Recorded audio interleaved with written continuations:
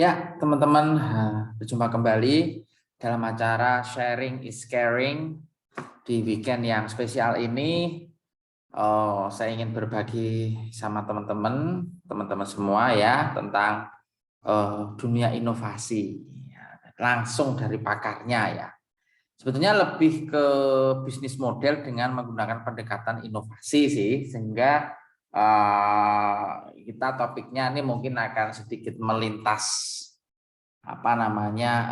ruang lingkup yang mungkin teman-teman biasa mungkin biasa kerjakan ya, atau yang mungkin biasanya teman-teman sering lakukan lah ya di keseharian, aktivitas sehari-hari di kantor mungkin atau di tempat kerja.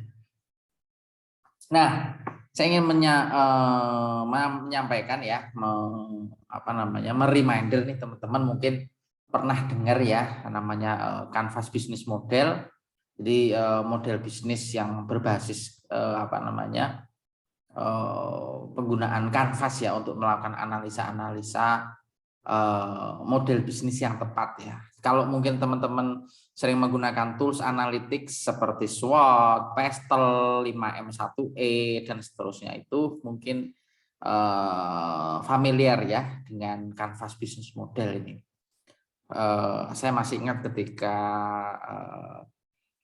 Prof. Louis ya dari Filipina waktu itu datang ke Surabaya, kemudian beliau menyampaikan dengan begitu lugas, dengan begitu luas sekali tentang Canvas Business Model ini ya. Di sebuah universitas waktu itu dia menyampaikan bahwasanya if you want to learn about business models, you have to use Canvas.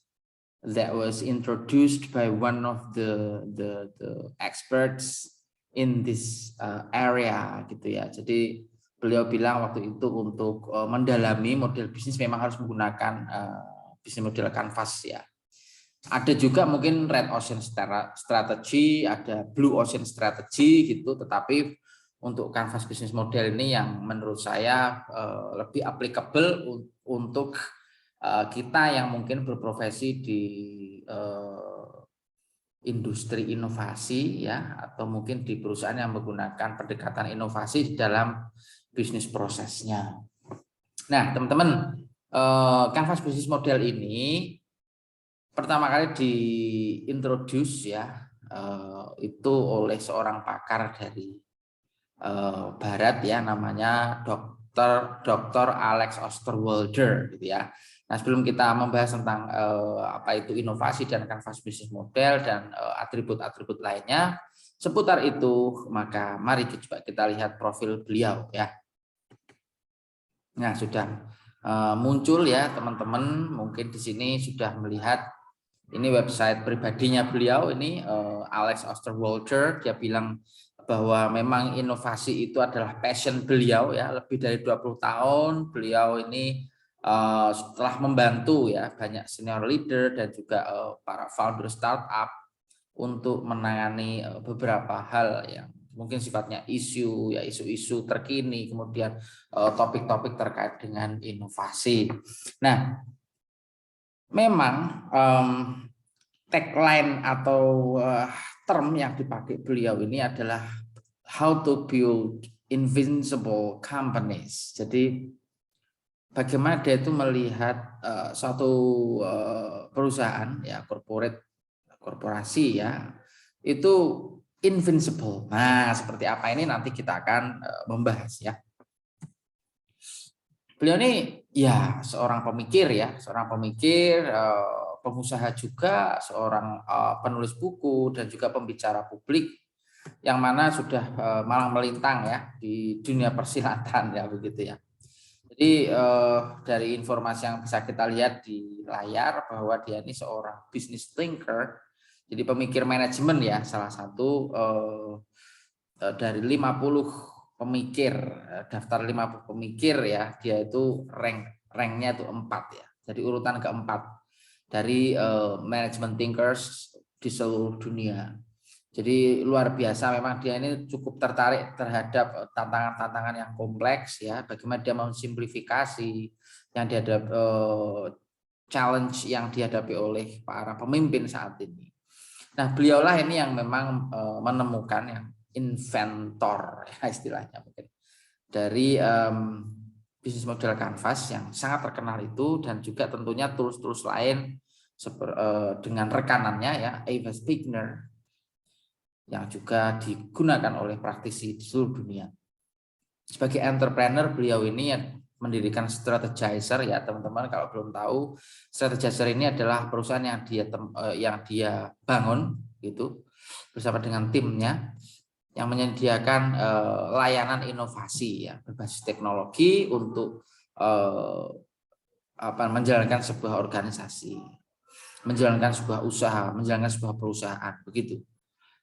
Klien beliau sudah banyak. Jadi ada contohnya Colgate-Palmolive, Mastercard, Merck, ya kita tahu itulah perusahaan-perusahaan internasional yang sudah reputable ya, reputasinya sudah oke, sudah mendunia.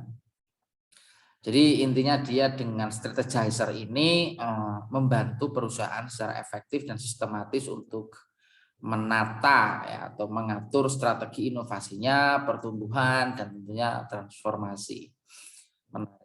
Menarik sekali ya. Ini beliau sebagai pembicara, dia telah menghabiskan waktunya ya untuk memberi banyak sekali masukan kepada para leader bagaimana untuk scale up ya inovasi mereka, dan juga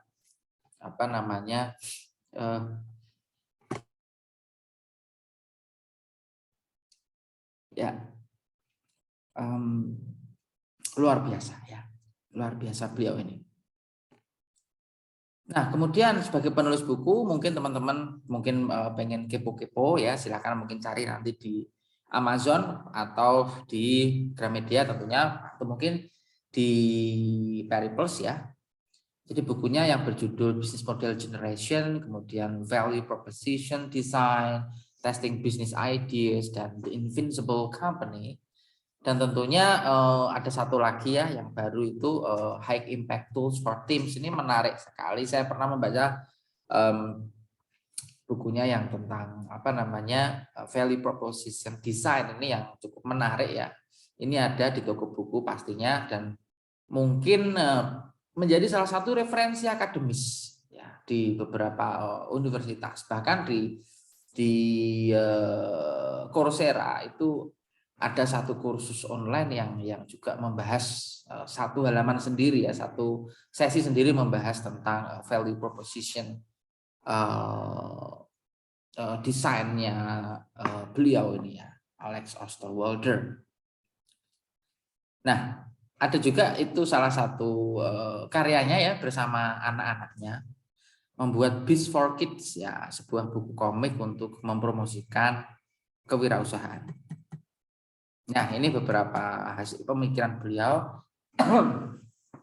Jadi bisnis model Canvas, kemudian value proposition Canvas, portfolio map, dan seterusnya. Nanti teman-teman yang kepo bisa lihat tulisan-tulisan beliau, kemudian hasil pemikiran beliau di alexosterwalder.com atau di strategizer.com. Ya, itu nanti bisa teman-teman lihat di situ. Nah, sekarang mari kita lihat apa sebetulnya yang bisa kita petik ya dari pemikiran Alex ini ya. Kalau kita lihat memang ada beberapa karya beliau, ada mind map ya, atau tools yang beliau buat di buku-bukunya. Mungkin teman-teman bisa nyari lah bentar ya, bisa melihat lah sebagai referensi seperti apa sih gitu ya. Nah, yang paling terkenal itu memang dua ya, dari pemikiran beliau, dari karya beliau itu yang paling terkenal itu dua, yaitu bisnis model Canvas ini, dan juga yang satunya lagi adalah Invincible Company. Nah, kebetulan sekali saya mendapat newsletter ya, karena saya subscribe beliau kemarin, mendapat salah satu tools yang menurut saya menarik sekali tentang Invincible Company Toolkit, yang mungkin akan saya share malam ini ke teman-teman semua. Nah, kalau teman-teman pernah melihat bisnis model Canvas ya, memang seperti Canvas ya, seperti ini. Mungkin coba kita simak bareng-bareng. Ya, ini bisnis model Canvas ini teman-teman kalau mau download nanti bisa aja langsung ke sini ya. email, kemudian mengisi data, kemudian nanti disubmit untuk mendapatkan weekly newsletter. Nah, ini yang kemarin saya sempat pelajari ya. Jadi bisnis model Canvas ini cukup menarik karena di dalamnya ada beberapa aspek ya. Bahkan aspek-aspek ini adalah aspek-aspek fundamental, bukan hanya penting ya, bukan hanya signifikan, tapi fundamental dasarnya gitu ya. Jadi seseorang ketika memutuskan untuk membangun suatu organisasi bisnis atau for profit ya, baik itu for profit maupun non profit ini sebetulnya applicable semua sih teman-teman. Jadi Canvas model bisnis ini ya kita akan melihat bagaimana kita membuat pemodelan bisnis kita. Dari sisi profit, dari sisi visi misi, dari sisi strategi, dari sisi challenge dan peluang tentunya ya. Jadi memang di situ yang sangat menarik. Mungkin teman-teman ntar bisa langsung saja mencari buku-buku beliau atau datang ke langsung ke strategizer.com ini atau ke webnya pribadi Mr. Alex Osterwalder. Oke teman-teman. Nah, langsung saja kita lihat tentang toolkit ya, salah satu karya beliau yaitu Invincible Company Toolkit ini yang cukup menarik dan saya sudah coba ngisi ya, kemarin ini untuk apa namanya startup saya. Jadi ini judulnya adalah Innovation Culture Readiness. Jadi kesiapan kita terhadap budaya inovasi. Kesiapan kita sebagai leader ya, kesiapan sebuah perusahaan sebelum menjalani gitu ya. Ini dalam dengan asumsi kondisi ideal ya teman-teman ya. Jadi kondisi idealnya seperti ini ya. Kultur inovasi yang perlu dibangun itu seperti apa. Nah, ini kita ditanya kesiapan nih ya gitu. Ini yang disebut dia sebagai Invincible Company Toolkit Innovation. Jadi Invincible Company itu lebih kepada perusahaannya ini enggak betul-betul kelihatan gitu loh, tapi yang justru terlihat itu adalah benefitnya, manfaatnya, kemudian bagaimana dia ini menjalankan bisnisnya, gitu ya. Jadi lebih memprioritaskan kepada bisnis proses ya ketimbang apa namanya visibilitas dari company itu sendiri. Nah ini kita akan lihat langsung ya seperti apa sih toolkitnya, kita bisa langsung coba bahas ya satu-satu. Jadi secara umum ada 3 aspek ya. Yang pertama adalah leadership support, kemudian organizational design, kemudian innovation practice. Jadi dukungan dari sisi leadership ya. Dukungan dari sisi leadership, kemudian desain organisasinya seperti apa sih gitu ya, kemudian secara praktik atau secara proses ya inovasinya itu seperti apa. Nah ada 3 row ya di sini yang kemudian nanti di breakdown menjadi beberapa berdasarkan jawaban teman-teman nanti akan dilihat apakah kita ini beginner atau intermediate atau world class gitu ya. Kalau kita di kuadran beginner ya hasilnya, maka nanti akan disimpulkan bahwa we have little to no experience with this topic. Kita betul-betul sangat minim ilmunya ya, atau benar-benar nggak pengalaman sama sekali dengan topik ini atau topik yang nanti akan di offer, yang akan di share di sini ya. Nah kemudian we have some experience. Nah we have some experience. Ini antara tengah-tengah nih, antara beginner dan intermediate ya. Kalau kita lihat ini kan menggunakan skala Likert ya. Jadi 1, 2, 3, 4, 5. Nah, nanti kalau teman-teman di kuadran 2 dan 4 ini hasil apa namanya testingnya ini nanti survei ini ya. Maka teman-teman mungkin ada di tengah-tengah antara in between lah ya. Antara beginner dan intermediate, dan juga untuk yang keempat ini antara intermediate dan world class gitu. Mungkin bisa kita sampaikan bahwa ini ya mediocre gitu. Mediocre ya ini. Kemudian yang ini ya semi advance gitulah. Nah, itu beginner. Kemudian we have some experience, ini yang masuk mediocre, kemudian intermediate. Kita sebetulnya sudah secara habit ya membiasakan untuk mengerjakan seperti ini gitu loh. We regularly work this way, tetapi nggak begitu sistematis gitu mungkin ya. Ya ini maksudnya seperti itu. Ini maksudnya intermediate nanti. Nah kemudian we frequently work this way. Kita sudah sering kok dan sudah menjadi habit banget gitu ya. Kita monitor juga, evaluasi juga ya. Mungkin kita masuknya di semi advance ini. Nah, yang kelima ini adalah yang tertinggi atau yang harapan ya terbaik dari survei ini adalah world class. Jadi our praktik bisnis kita nih used as a case study, sudah jadi case study ya for others to learn from. Jadi lesson learned ya. Jadi ada keteladanan ya dari ini. Jadi dia sudah menjadi contoh gitu, menjadi contoh dan keteladanan bagi perusahaan lain atau dari personel lain lah ya, semacam itu kira-kira.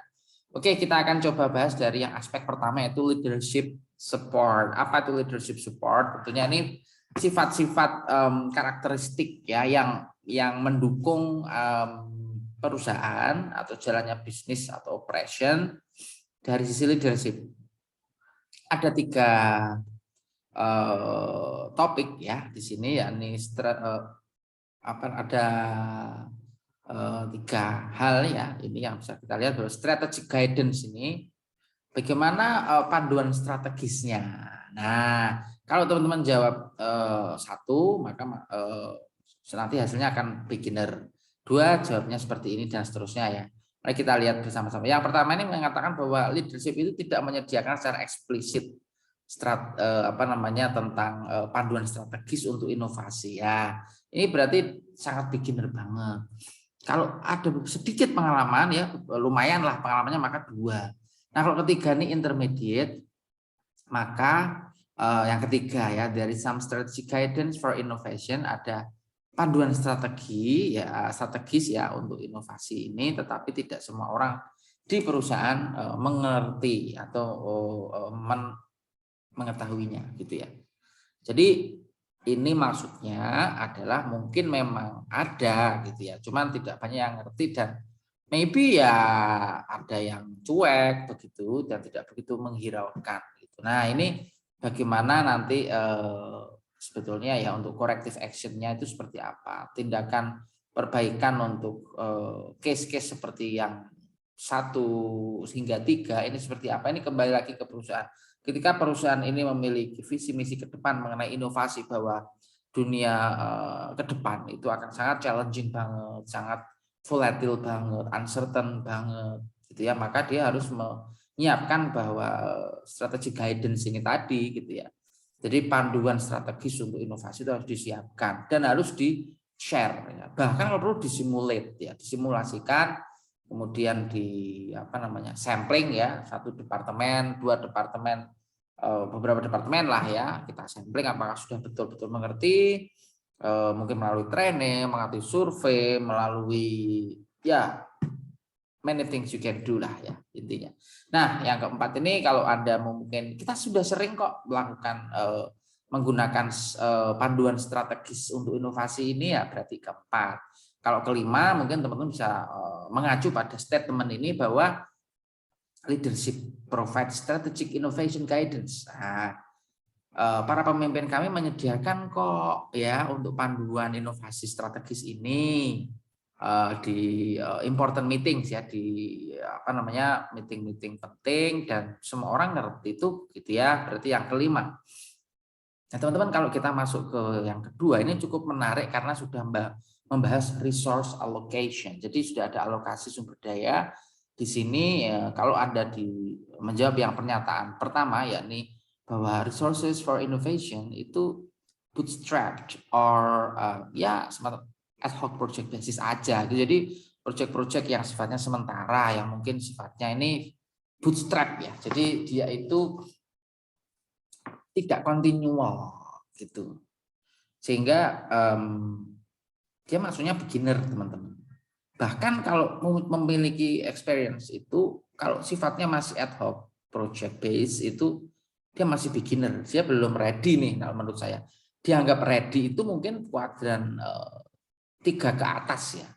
Cuman untuk yang 3 mungkin ready-nya 75%, kemudian semakin naik begitu.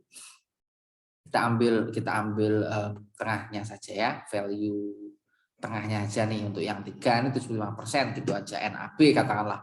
Nilai ambang batas untuk kesiapan itu mungkin di kuadran 3 ke atas. Nah, kemudian untuk yang ketiga ini resources untuk inovasi ini sudah tersedia sebetulnya, tapi hanya kurang mungkin di maintain ya, dan tidak begitu substansial gitu karena tidak di maintain tadi dan tidak diproteksi. Nah, ini menarik teman-teman, karena sumber daya itu apalagi ini kita bicara inovasi itu memang harus di maintain, harus di nurture gitu ya, bahkan potensi-potensi seperti SDM-nya, sumber dayanya, energinya, kemudian teknologinya dan lain sebagainya, ini saya kira memang hal yang signifikan ya, yang important untuk kita ada pengendalian lah ya di sini agar tetap termaintain baik begitu.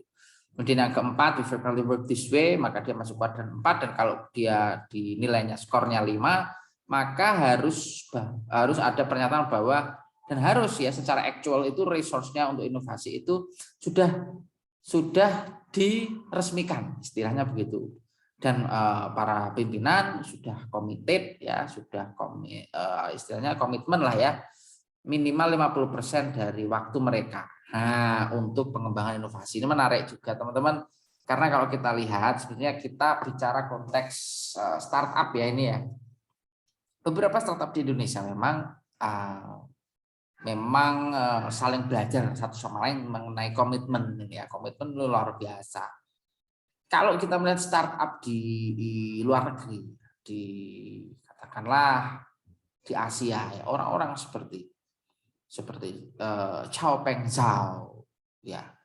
Chao Peng Zhao itu adalah CEO-nya Binance. Teman-teman kamu nggak pernah dengar ya, salah satu marketplace untuk kripto exchange ya, cryptocurrency exchange ya, itu adalah Binance. Memang luar biasa komitmennya. Karirnya juga luar biasa ya. Jadi ketika muda dulu waktu kuliah pernah bekerja juga di McD ya, menjadi tukang goreng ayam gitu ya di McD. Kemudian setelah dia kuliah, kemudian dia mulai internship ya di beberapa tempat. Kemudian dengan ilmu yang sudah dapat, dia masuk juga di dunia perbankan, di bagian trading dan investment waktu itu, hingga akhirnya kemudian mendapatkan banyak sekali ilmu baru yang dia akhirnya memutuskan untuk membuat proyek-proyek dan berdirilah Binance ya, ketika cryptocurrency sedang ramai waktu itu. Sekarang Chao Peng Zhao ini menjadi salah satu orang terkaya di Asia ya. Bahkan di dunia kripto itu dia salah satu yang terkaya sebetulnya. Luar biasa. Atau mungkin kita bisa melihat startup lokal ya, startup domestik yang ada di Indonesia ini sebetulnya juga sama, mereka nih sering sebetulnya sharing ideas, kemudian webinar, kemudian talk show, saling berbagi ide, saling berbagi opini, saling berbagi experience, dan tentunya saling menebar energi yang positif ya sesama peminat startup ini. Jadi memang seperti itu teman-teman. Komitmen itu terkadang memang menular. Komitmen itu contagious ya, menular ya. Jadi bagus kalau memang kita bisa menemukan teman-teman yang sefrekuensi seperti itu, kemudian kita bisa mendapatkan banyak ilmu, opini, ide, networking, dan tentunya semangat komitmen ya, itu menarik sekali. Oke teman-teman, ya seperti itu ya. Untuk yang ketiga aspeknya adalah portfolio management. Jadi manajemen portofolio. Nah teman-teman kalau mungkin sering mengajukan pitch deck ya di proposal untuk investor ya, katakanlah itu pasti ada portofolio kita di situ dilihat. Baik itu dari sisi reputasi kita sebagai seorang founder maupun arah dan kejelasan dari operationnya kita ntar tuh seperti apa gitu. Sehingga investor-investor itu akan tertarik benar untuk mempercayakan capitalnya mereka, modalnya mereka ke kita.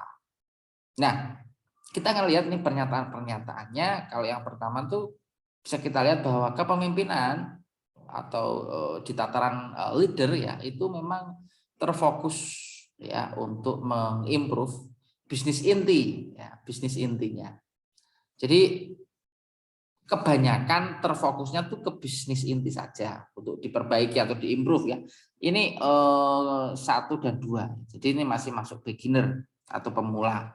Nah, tetapi kalau sudah ada we make some investment, kita sudah melakukan investasi kok untuk mengeksplor gitu ya future dan juga bisnis model yang mungkin baru begitu ya, atau bisa dibilang terobosan lah ya dari model yang sudah ada tapi belum sistematis. Nah, ini yang 3, teman-teman.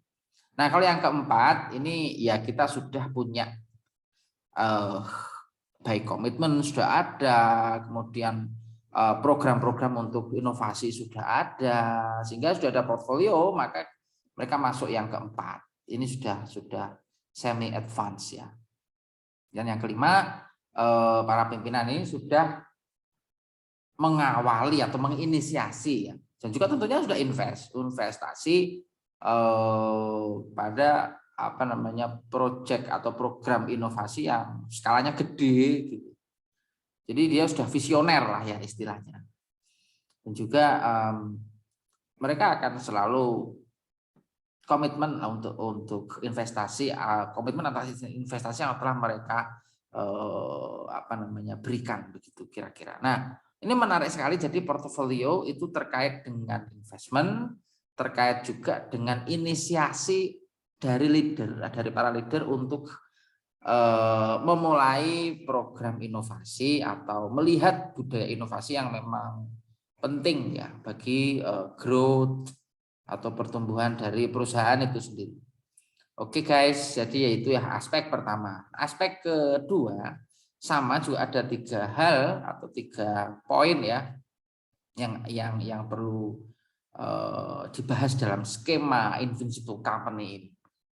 Nah, organizational design ini lebih melihat kepada 3 hal, yaitu yang pertama legitimasi dan juga strength ya, atau power. Jadi proyek-proyek inovasi itu dikerjakan seperti apa? Dikerjakan seperti apa? Apakah dia di subkon, ya misalnya menggunakan subkon, ataukah bagaimana? Nah, kalau dia di subkon, katakanlah begitu ya, ini kita menggunakan term yang biasa kita pakai saja, maka dia masih beginner karena dia belum berani mengerjakan sendiri, ya, gitu. Belum legit, gitu ya, legitimate, gitu ya. Ini kan masalah legitimate dan legitimasi dan juga power gitu ya. Kemudian yang kedua juga sama, ya punya beberapa pengalaman di situ, dan yang ketiga bahwa inovasi ini secara resmi sudah ada di dalam struktur organisasi, tetapi masih kurang gitu ya, masih kurang untuk power dan influence-nya ini maybe. Nah, ini yang sering kita lihat teman-teman, bahwa di organisasi for profit ya, atau di perusahaan ya, baik itu yang skala mikro, makro maupun yang skala internasional pun, atau yang sudah TBK lah ya seperti itu, atau multinational company ya, bahwa saya menemukan case ya, bahwa tidak semua yang ada di struktur organisasi itu berfungsi dengan baik. Tidak semua yang ada di struktur organisasi itu berperan dengan baik. Ada 1-2 yang memang betul-betul secara habit itu mereka ngerti benar gitu ya peran dan fungsinya, sehingga sangat-sangat aktif sekali ya, sangat aktif, proaktif, cenderung proaktif ya untuk hal yang sifatnya mengarah ke inovasi, kemudian terobosan-terobosan, pengembangan-pengembangan, improvement dan seterusnya. Tetapi tidak sedikit juga perusahaan, bahkan perusahaan yang gede itu hanya ya organizational chart saja. Jadi hanya bagan organisasinya ada, strukturnya ada, KPI jobdesk ada, tetapi secara peran itu tidak banyak gitu. Secara fungsi ya bahkan ada yang disfungsi juga. Dia hanya ada departemennya, tetapi orang-orangnya itu tidak nafas pembaruannya ya, nafas organisasionalnya itu kurang gitu. Jadi nggak terasa inovasinya di situ atau habitnya ya nggak terasa di situ. Kurang, harus banyak yang diimprove. Nah ini masuk mungkin kuadran 3, skornya 3 dan ini ya intermediate berarti. Sama ya, 4 ini sudah oke, sudah lumayan ya, mungkin dia katakanlah sudah secara frekuen ya, atau sudah sering untuk baik itu bukan hanya struktur organisasi, tetapi sudah mulai nih mereka nih masuk dan mulai influencing people gitu, itu sudah membuat ada pengaruh gitu ya dari program-program inovasi yang ada terhadap development ya daripada perusahaan itu sendiri. Kemudian yang kelima, pernyataan bahwa innovation is at the very top of the organizational chart and has power and influence ini menarik sekali karena pernyataan ini menunjukkan bahwa inovasi itu adalah segalanya ya. Inovasi itu adalah belum tentu segalanya sih, cuman maksud saya inovasi itu menjadi priority gitu ya, the main priority. Jadi menjadi prioritas utama dari perusahaan itu untuk meningkatkan performance gitu ya, kinerja baik secara dari sisi kekuatannya ya, kekuatan program dan habitnya, culture-nya dan juga pengaruhnya terhadap kinerja. Nah ini menarik sekali karena tidak mudah ya guys, tidak mudah. Benar teman-teman, sangat-sangat tidak mudah untuk membiasakan budaya inovasi ini dalam suatu organisasi, apalagi perusahaan-perusahaan yang sifatnya profit ya. Ada juga perusahaan yang non profit seperti misalkan mungkin teman-teman pernah dengar Acumen ya. Nah, jadi Acumen ini salah satu komunitas non profit ya, perusahaan non profit internasional yang mana dia mendidik orang-orang ini agar peduli sosial. Dia peduli sosial dalam mengatasi kemiskinan, dalam kesehatan dan seterusnya. Seperti dia ini seperti katalis ya, untuk program-program SDG-nya PBB. Ya, itu menarik sekali. Teman-teman mungkin nanti bisa lihat di acumenacademy.org kalau tidak salah ya. Nanti bisa dilihat di situ kalau tertarik melihat yang non profit ya, perusahaan yang non profit. Oke. Kemudian ada poin yang berikutnya dari aspek 2 ini adalah bridge to the core, jembatan menuju hal yang utama. Ini lebih ke hal-hal yang prinsipil tentunya ya. Jadi untuk yang kuadran ini gitu ya, di skor pertama itu adalah inovasi atau tim-tim inovasi.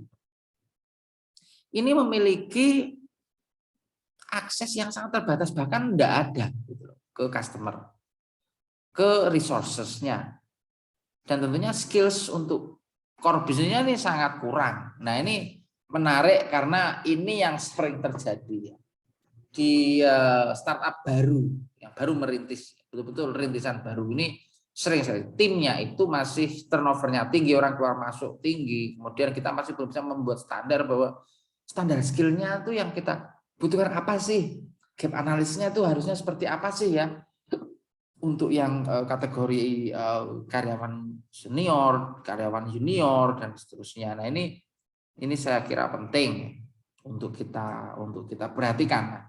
Kemudian yang kedua, kalau kita merasa sudah ada pengalaman ya, kita masuk yang skor 2. Untuk yang ketiga, ini yang dianggap mulai memiliki kesiapan ya. Ini the core business and innovation teams. Ini melakukan kolaborasi. Jadi bisnis inti dan juga tim-tim inovasinya ini melakukan kolaborasi. Ini menarik guys. Tapi masih ada konflik. Nah ini konfliknya yang dimaksud tidak jelas apakah konflik kepentingan atau office politik ataukah konflik dari sisi operationnya. Nah mungkin bisa tiga-tiganya atau salah satu, atau mungkin bukan sama sekali dari 3 itu tadi yang saya sebut. Ya ini menarik sekali dan mungkin akan kita kaji ulang ya. Kita kaji lebih mendalam lagi untuk yang aspek bridge to the core ini. Poin yang bridge to the core ini termasuk menarik. Kemudian untuk yang sudah terbiasa mengerjakan ya, bahwa kolaborasi itu sudah ada nih antara tim di bisnis inti dan juga tim inovasi, ini sudah ada kolaborasi ya. Misalnya sudah sering, maka ya mungkin 1-2 problem ada ya, 1-2 isu tetapi tidak signifikan. Nah, maka ini bisa dianggap ready. Dan yang kelima, there are clear policies, sudah ada kebijakan yang jelas gitu ya, that help innovation teams, yang membantu tim-tim inovasi dan tentunya tim bisnis inti tadi untuk berkolaborasi as equal partners, sebagai mitra yang sama. Nah, ini menarik karena policy itu penting, guys. Walaupun perusahaan saya kan masih perusahaan kecil, belum TBK gitu ya, profit saja belum banyak, no problem. Once kita membuat polisinya, once kita membuat batasan-batasannya, maka orang ini tahu apa yang harus dikerjakan, prinsipnya seperti apa, basis pengerjaannya bagaimana. Maka ini akan sangat clear sekali ya kalau sudah ada policy itu. Apa yang dikerjakan enak, apalagi kalau tujuannya itu tercapai. Apa tujuannya? Bahwa tim dari inovasi dan tim dari bisnis inti ini berkolaborasi as equal partners, sebagai mitra yang sejajar gitu. Tidak ada kepentingan bahwa aku ini atasan lo gitu loh, atau lo mungkin harus ngikut gua gitu, yang lebih superior gitu ya misalkan. Sebetulnya ya itu yang sering terjadi sih memang, tetapi dalam hal ini kita kembali lagi bahwa ini adalah invincible company, di mana kita lebih akan dikenal secara manfaatnya, secara benefitnya, daripada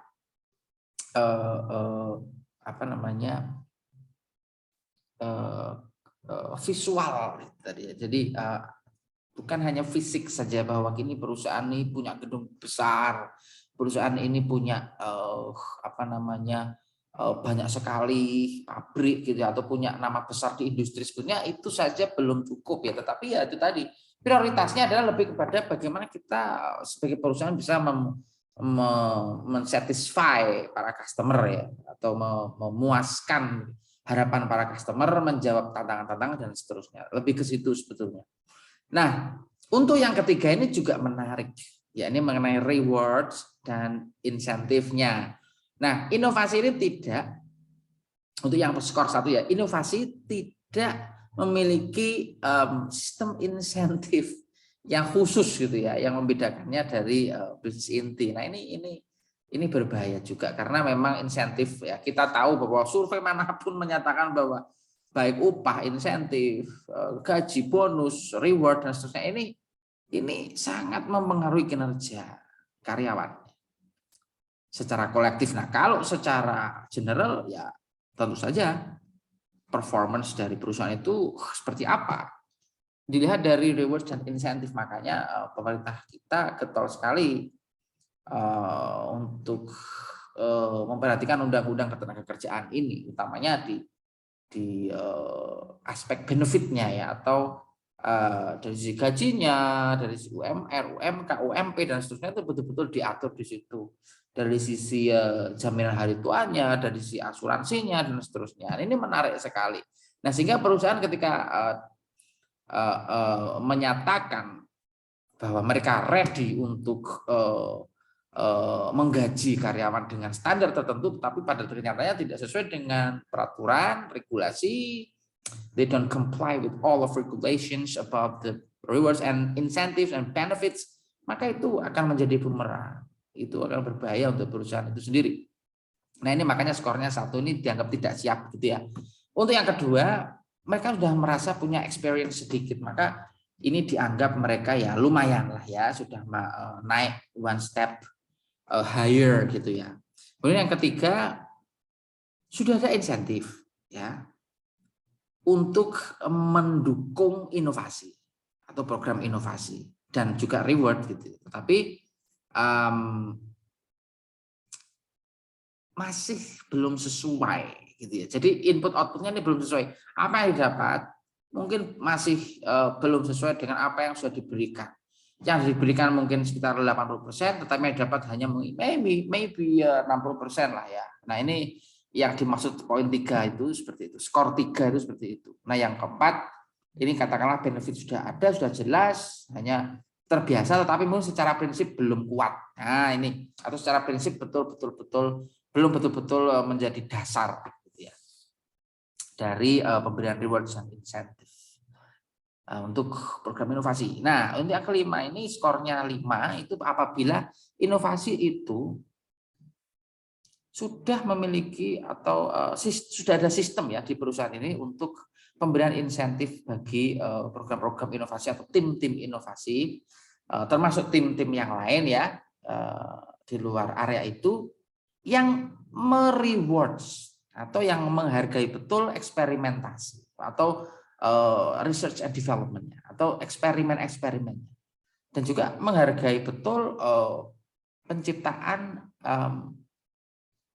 nilai-nilai gitu ya, new value creation. Jadi penciptaan nilai-nilai ini penting sekali karena sebagai asas normatifnya ya itu memang harus ada prinsip ya, secara prinsip itu sebuah organisasi itu memang harus memiliki desain asas ya, dan normatif sekali lah ini ya. Jadi saya kira teman-teman pastinya sudah sangat tahu lah hal ini. Oke, kemudian untuk yang ketiga, aspek yang terakhir adalah innovation practice atau secara praksis ini seperti apa, secara implementasi aplikasinya itu seperti apa. Kalau kita bilang tentang innovation tools, maybe some people will say we do not use business model.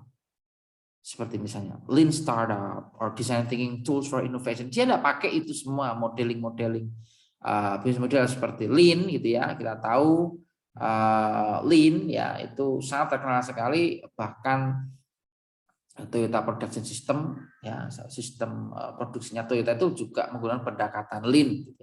Kalau teman-teman mungkin pernah dengar just in time dan just in case. Nah, ini ya mungkin teman-teman bisa mempelajari banyak lah ya nanti di secara mandiri itu. Kemudian tidak ada design thinking tools ya untuk inovasi, ini berbahaya menurut saya. Karena apa? Karena ketika suatu perusahaan startup katakanlah begitu atau perusahaan rintisan yang tidak memiliki tools inovasi, ini akan menjadi resiko terbesar untuk operation mereka. Apalagi nanti mungkin di awal-awal tidak terasa, 1-2 bulan nggak terasa, oh masih bisa manual nih, masih bisa diatur nih tanpa inovasi. Oh ternyata semakin lama gitu ya, challenge-nya semakin besar, semakin tinggi, SDM-nya banyak, customer-nya mulai bertambah, kemudian distribusinya juga mulai cepat gitu ya, distribusinya sangat-sangat cepat, sangat keras, perubahan itu juga harus dilakukan, maka ini akan berbahaya. Kadang orang hanya berpikir bahwa aku males mau invest di inovasi gitu ya, kita mau bikin program inovasi gitu, kayaknya kita buang-buang duit deh gitu ya. Nah teman-teman, dalamnya lautan bisa diukur tapi dalamnya hati tidak bisa. Nah, ini salah satu proverb yang menurut saya itu sangat relevan. Jadi untuk mengukur sesuatu yang kelihatan itu bisa, tapi yang nggak kelihatan memang nggak bisa gitu loh. Jadi lebih ke situ sih saya. Jadi secara filosofis mungkin bisa bermakna lain, tapi kalau saya sendiri melihatnya dalam case ini adalah itu. Hal yang bisa dilihat itu tentu bisa diukur, yang nampak fisikal. Tetapi yang sifatnya abstrak atau masih dalam angan-angan gitu pasti sulit diukur. Sehingga apa? Sehingga you have to do it. Anda harus melakukannya memang untuk bisa mengukurnya. Harus dicoba, harus dipraktekkan, harus langsung diimplement gitu ya. Mungkin ya step by step. Mengimplementasikan sesuatu yang baru itu kan tidak bisa langsung serta-merta harus dilakukan saat itu juga. Harus selesai, harus beres. Secara holistik itu sulit gitu loh. Tetapi bertahap, iteratif gitu ya, continual. Jadi ada proses tahapan-tahapan tertentu. Nah, itu perlu kita pahami. Ya, 1 2 ini masuk dalam beginner ya. Kemudian yang skor ketiga ini adalah bisnis model, baik itu bisnis model, lean startup atau design thinking itu sudah dipakai sebagai satu paket dalam organisasi itu. Jadi setiap pekerjaan, setiap base atau dasar untuk prinsip dalam bekerja itu sudah menggunakan bisnis model, tools itu ya untuk melakukan analisa gitu ya.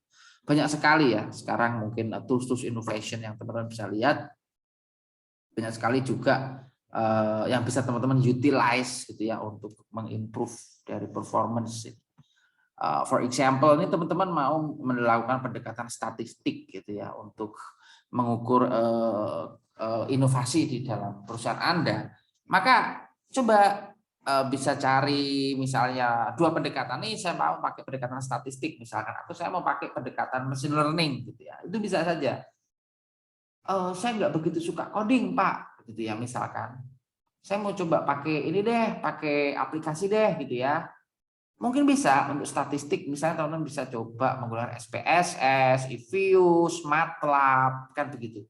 Atau teman-teman mau mencoba pakai machine learning, pendekatan machine learning seperti penggunaan tools aplikasi machine learning ya, seperti analisa menggunakan machine learning seperti RapidMiner, WK, kemudian mungkin analytics tool seperti Tableau, Power BI dan seterusnya. Ini menarik.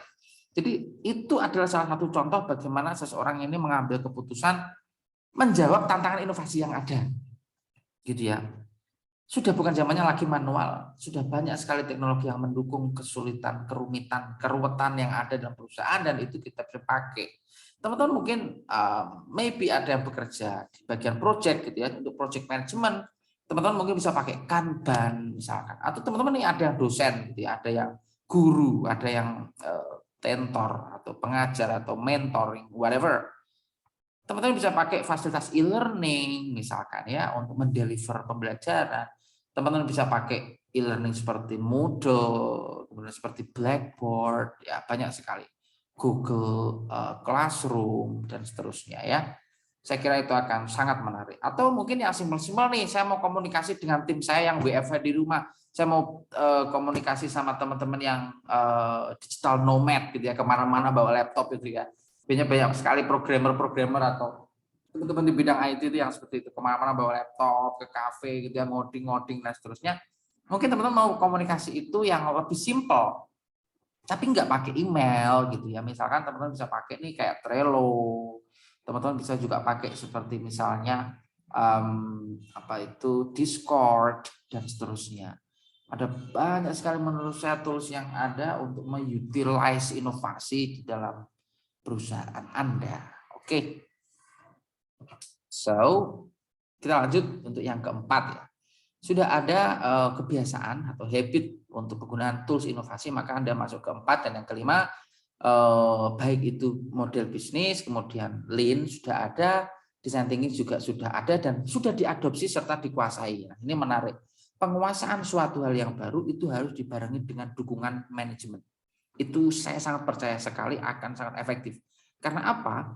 Suatu performance atau suatu kinerja itu didasarkan 3 hal, yakni dukungan manajemen, kemudian strategic guidance tadi, dan tentunya resources atau bagaimana tuh SDM-nya, bagaimana teknologi, bagaimana energi yang disediakan dan seterusnya, apakah mendukung, apakah adequate gitu ya, ataukah mencukupi atau enggak gitu, ataukah sudah sesuai dengan yang diharapkan atau enggak. Ini saya kira perlu untuk diperhatikan ya, tools untuk inovasi ini. Nah, yang kedua di dalam aspek innovation practice ini adalah proses manajemen. Ini juga tidak kalah penting ya. Kalau kita bicara ISO ya, maka dia masuk di sini. ISO inovasi kalau teman-teman mungkin belum pernah mendengar, yaitu ISO 56000. Itu yang saat ini sedang gencar dilakukan ya, khususnya di Eropa untuk startup di Silicon Valley dan seterusnya, oleh IAOIP. IAOIP itu adalah suatu lembaga internasional yang singkatannya itu kalau tidak salah International Association of Innovation Professionals, ya itu CEO-nya adalah Dr. Brett Tusko, ya. Dia itu ya seorang akademisi, seorang adjunct profesor atau associate profesor, saya lupa ya, di sebuah universitas ternama di Eropa. Jadi menarik sekali kalau kita berbicara mengenai ini, sangat luas sekali. Nah, di ISO 56000 itu salah satunya ini. Jadi ISO IT security ada, ISO quality management system ada, ISO yang berada di industri-industri fabrikasi manufaktur itu juga ada. Semua ada standarnya, teman-teman. Nah, ini proses manajemen banyak sekali melibatkan ISO di dalamnya. Nah, dalam case ini 56.000 atau ISO 56.000 ini yang akan banyak dipakai. Untuk mendalami itu mungkin terpisah ya, teman-teman ya. Nanti coba deh bisa lihat di IAOIP, ya, International of Innovation Professional, gitu. International Association of Innovation Professional, gitu. Itu namanya lembaganya. Oke, jadi untuk yang skor pertama ini bahwa our process atau prosesnya itu sudah linear dan membutuhkan perencanaan bisnis yang sangat rinci dengan proyeksi finance, gitu ya. Sudah ada, rinciannya sudah ada. Nah, tetapi secara proses ya, secara proses dia masih butuh banyak sekali plan. Ini artinya apa? Ini artinya resource-nya masih belum adequate. Ini artinya resource-nya, sumber dayanya masih belum mencukupi. Sehingga apa? Manajemen harus membuat suatu keputusan kolektif, suatu keputusan berdasarkan konsensus untuk menetapkan bisnis prosesnya.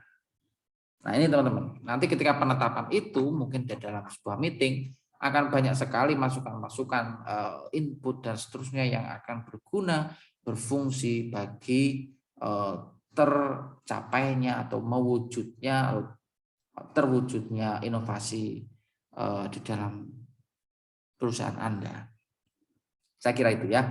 Oke, yang kedua adalah sudah ada mungkin tapi belum di-maintain gitu ya. Jadi flow chart ini mungkin ada, tapi untuk aspek inovasi masih belum tersentuh nih Pak. Nah, itu masuk dalam kuadran ini ya untuk skor nomor 2. Nah, untuk kalau yang mendapatkan skor 3 ini yang seperti apa Pak? Ya, mereka adalah para personil, para pengusaha yang secara occasional ya itu menggunakan proses manajemen yang sudah bertahap ya.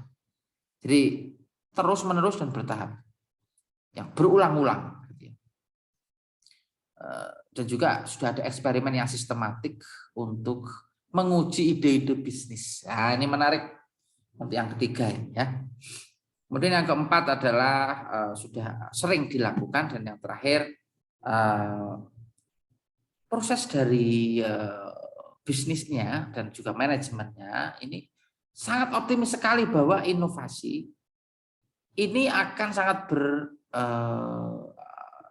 gitu ya, memiliki positif impact yang gede, sehingga secara sistematis mereka melakukan analisa-analisa, pengukuran-pengukuran terhadap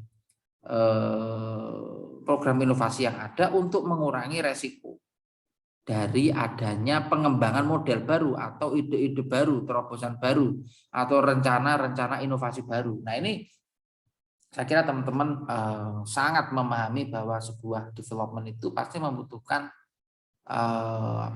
komitmen, ya, membutuhkan suatu kerangka yang sistematis untuk melakukan pengukuran, analisanya bagaimana, metodenya bagaimana. Ini saya kira sangat penting sekali. Nah, istilahnya mungkin manajemen review ya kalau di ISO 9001 yaitu 2015 itu ada istilahnya manajemen review. ISO yang lain juga ada. Nah, ini mungkin yang dimaksud di dalam proses manajemen untuk aspek innovation practice. Dan yang terakhir adalah poin mengenai skill. Jadi skill untuk menggarap, mengerjakan program inovasi itu sudah sejauh mana, sudah setersedia apa, gitu ya. Ketersediaannya, availability-nya itu bagaimana, reliable enggak, valid enggak dia. Nah, ini akan dites atau dicoba di sini, akan disurvei di poin yang terakhir ini. Untuk yang skor pertama mereka menyatakan bahwa mereka tuh tidak membayar karyawan dengan skill inovasi dan juga kurang experience-nya untuk inovasi dan belum mendevelop, tidak ada training, gitu ya, tidak ada TNA, tidak ada gap analisis terhadap kompetensi untuk skill inovasi, maka ini berbahaya. Ini sangat-sangat belum siap, jelas ini ya, sangat belum siap.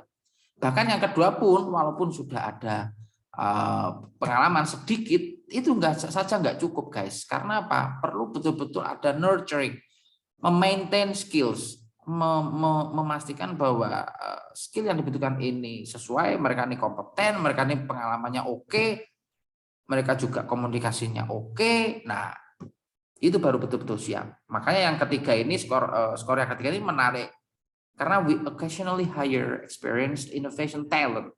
Nah, mereka sudah bicara talent ini, sudah bukan employee lagi. Kenapa talent? Istilah talent ini adalah untuk employee yang memang benar-benar kompeten dan reliable skillnya, bisa dipercaya, bisa dijadikan iya, intinya we can rely on them, gitu ya, we can rely on them. Kita itu bisa taruh kepercayaan pada mereka, luar biasa ini. And train specialized staff in innovation. Jadi mereka juga sudah mentrain atau melatih staff-staff dengan spesialisasi tertentu untuk mendukung program inovasi perusahaan. Ini menarik.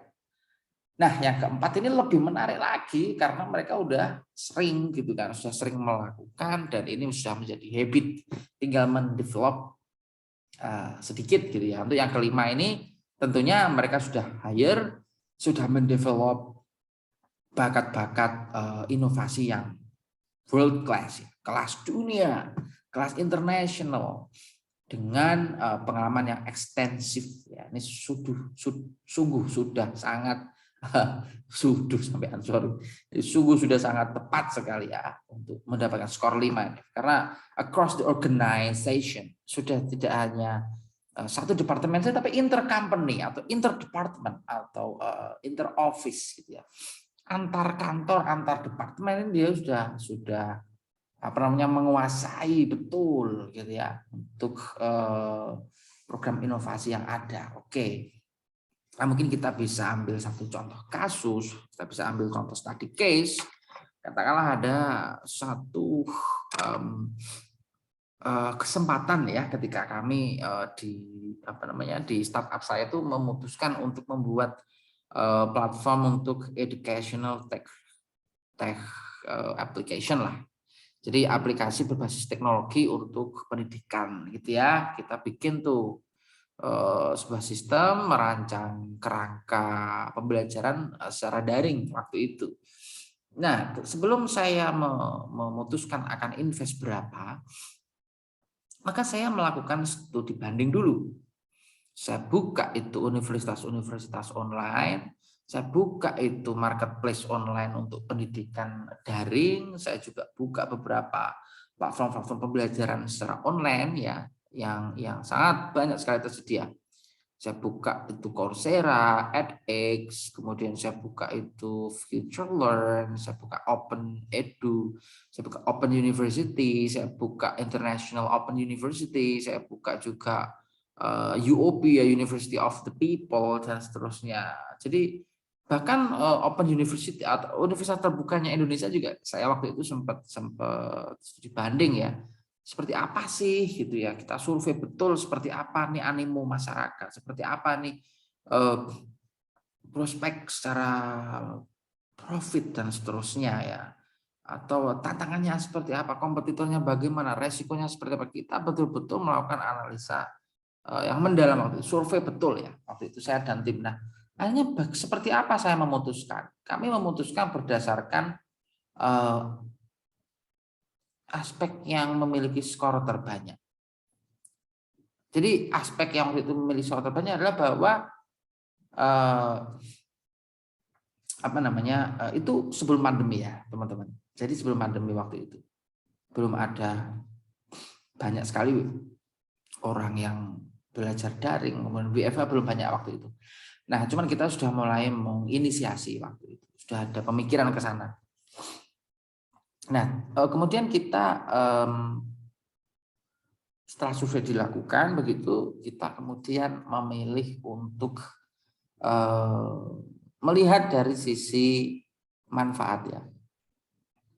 Ketika sebuah usaha itu bermanfaat bagi orang banyak, maka dia akan diapresiasi. Profit nanti dulu lah. Yang penting orang itu menerima kita dulu. Itu yang saya pikirkan. Jika saya dan tim kemudian melihat gap-nya, apa yang kita masih kurang, kemudian skill yang seperti apa yang perlu kita butuhkan ya. Ahli coding yang bagaimana, kemudian ahli infrastruktur, soft structure dan seterusnya itu yang seperti apa. Kita mau pakai cloud yang bagaimana ya. Seperti kita tahu bahwa cloud itu banyak sekali yang menawarkan ya. Secara general ya, secara global bahkan itu ada banyak sekali. Kalau kita bicara cloud itu ada waktu itu ada teman saya bilang coba pakai AWS ya, Amazon Web Service, atau mungkin ada juga yang bilang ini pakai Azure aja dari Microsoft ini bagus. Ada juga yang bilang udah pakai Alibaba aja bagus. Ada yang bilang pakai Google Cloud dan seterusnya. Nah ini adalah keputusan yang rumit sehingga kemudian yang saya lakukan waktu itu adalah comparing. Ya, kita mengcompare mana yang terbaik gitu ya untuk pilihan-pilihan atau alternatif-alternatif yang ada. Setelahnya baru kemudian saya memutuskan akan invest berapa di situ. Dari berapa orang yang saya butuhkan, dari infrastruktur dan soft structure-nya itu semahal apa atau seberapa jumlah yang harus saya bayar gitu ya, cost-nya. Kemudian kemungkinan saya rugi seperti apa. Nah, ini saya hitung semua.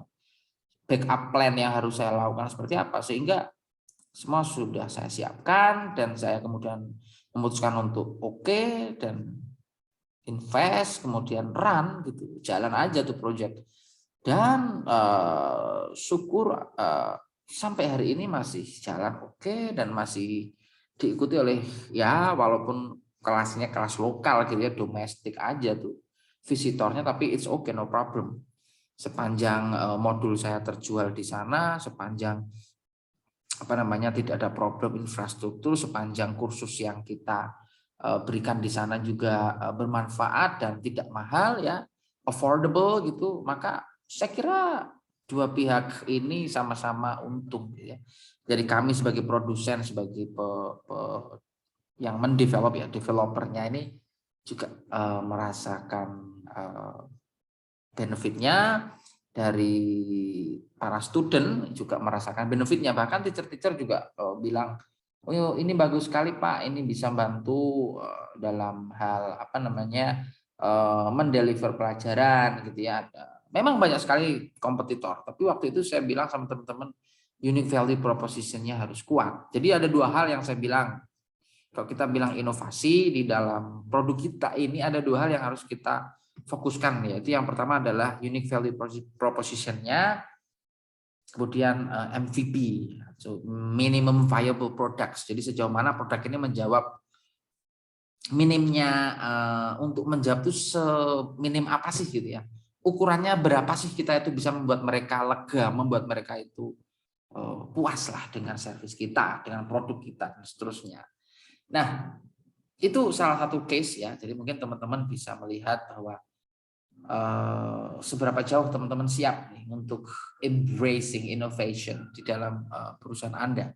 Bagaimana teman-teman ini bisa mulai menginisiasi untuk program inovasi di dalam operation ya, atau produktivitas perusahaan Anda.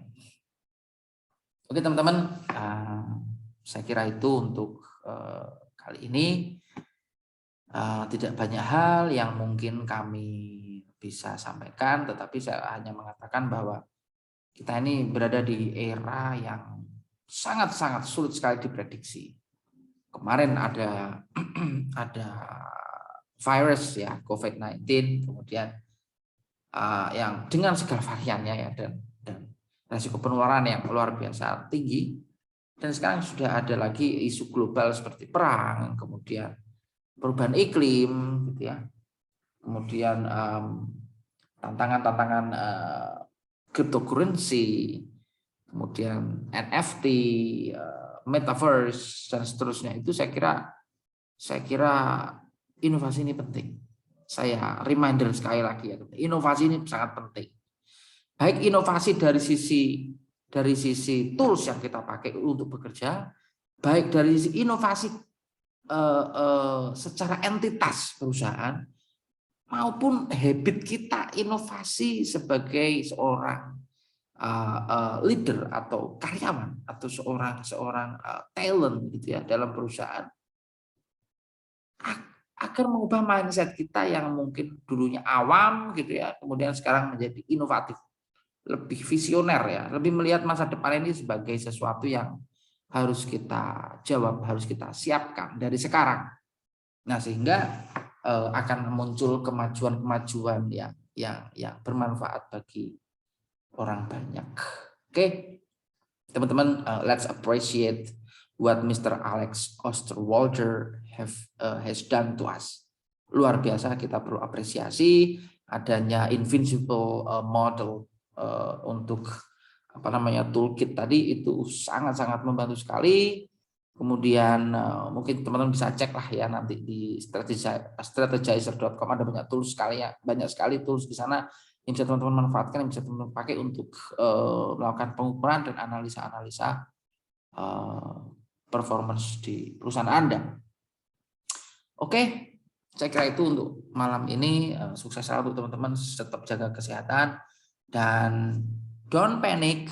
Oke, innovation is the key. Saya Nedwin, sampai jumpa di lain kesempatan. Bye-bye.